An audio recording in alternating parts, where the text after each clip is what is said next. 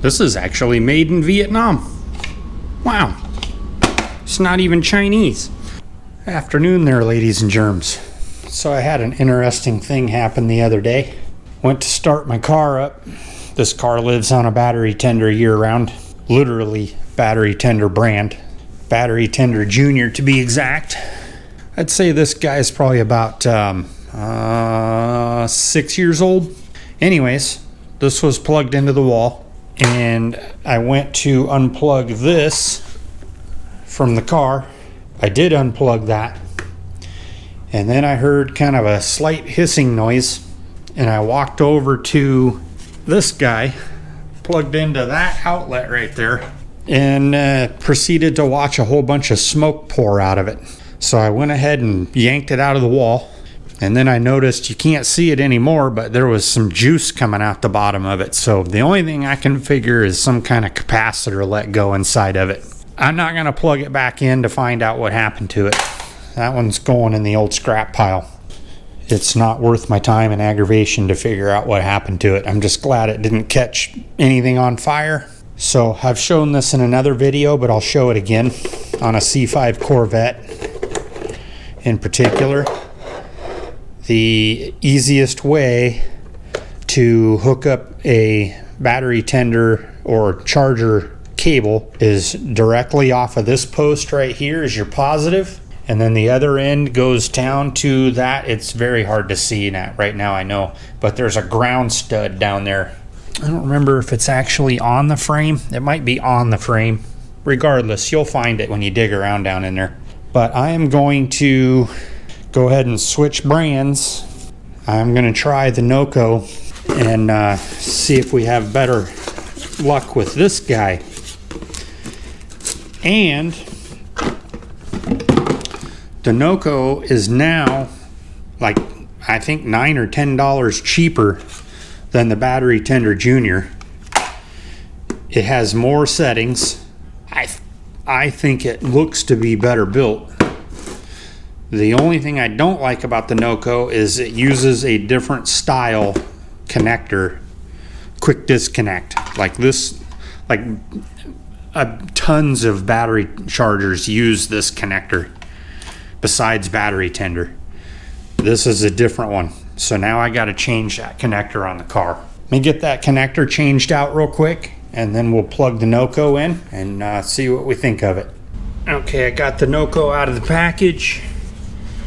Here's the control head and our cord.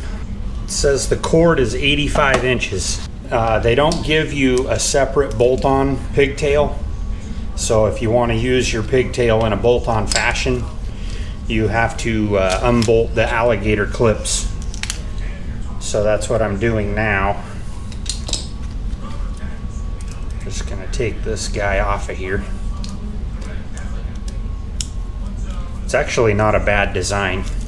Hopefully I don't have to drill these terminals out, but if I do, not the end of the world.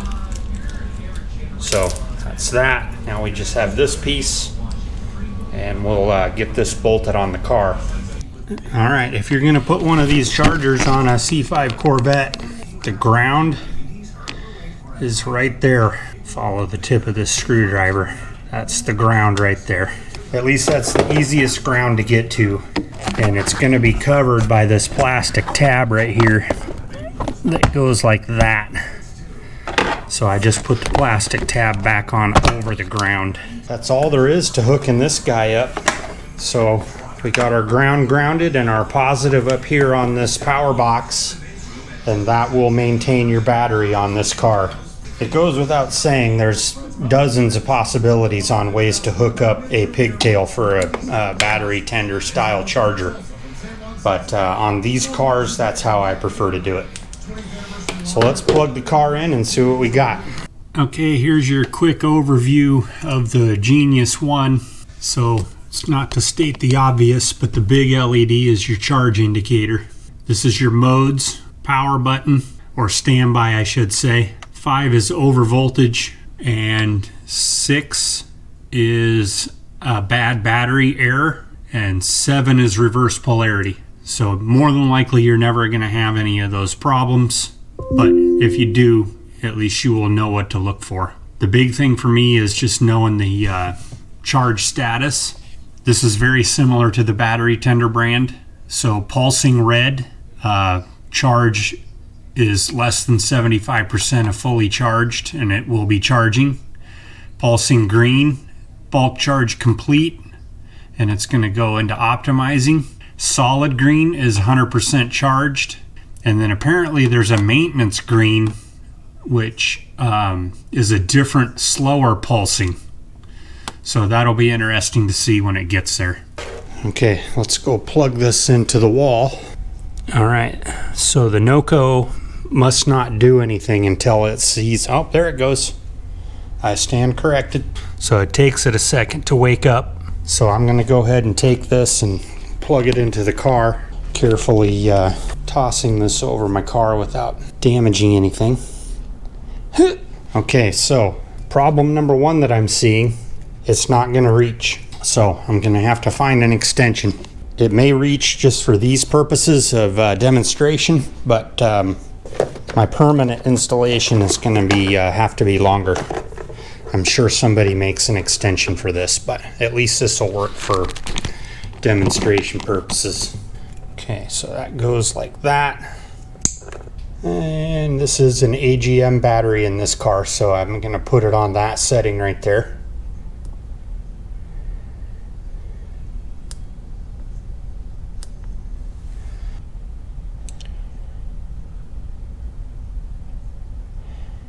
All right, that should be that. Accessories and more, yeah, we might need that. I don't need an adapter, I need an extension. And I don't need a 10-foot extension, I only need like 2 or 3 feet of extension. So what I'm probably gonna go do is look for something like this on the big Amazons. This is actually made in Vietnam. Wow, it's not even Chinese. Most of these settings are pretty straightforward though. I don't think we really need instructions. You got 12 volt, you got 12 volt AGM, you got a lithium 12 volt, and you got a 6 volt. I have it on 12 volt AGM because that's the battery that I'm running. I can almost guarantee you this thing's gonna turn green when it's done. If I go look on the instructions on the website and it says something other than that, I will report back in the video. But other than that, I just kind of wanted to see if any of y'all have ever had a battery tender junior try and catch on fire on you. Put that down in the comments below if I'm not the only one. But beyond that, that's all I got for this one. And we'll see y'all on the next one. Alrighty there, kids. We got a update or an addendum to the video. I did end up getting the 10-foot cable that I ordered off of Amazon, and I went ahead and made some changes to the installation with that. And one of those kind of turned into, I'm just gonna hardwire the 10-foot cable into the car. Kind of glad I did, but in a way, I made things more complicated than are necessary, which is what I'm famous for. So basically what I ended up doing was I have this set up now so that I don't have to open and close the hood of the car anymore. I've got it set in my case through the fender cove on my car.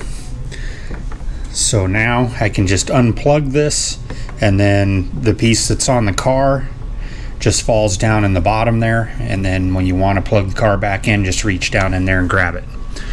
Works pretty slick.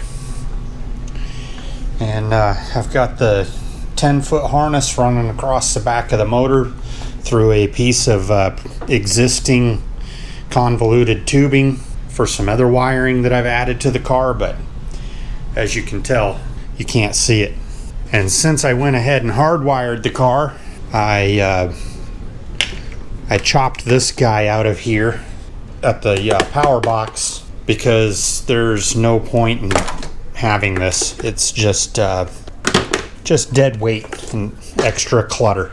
So I'm pretty happy with the finished product, and hopefully this charger will continue to do its charging and we won't have any more smoke trying to escape the box.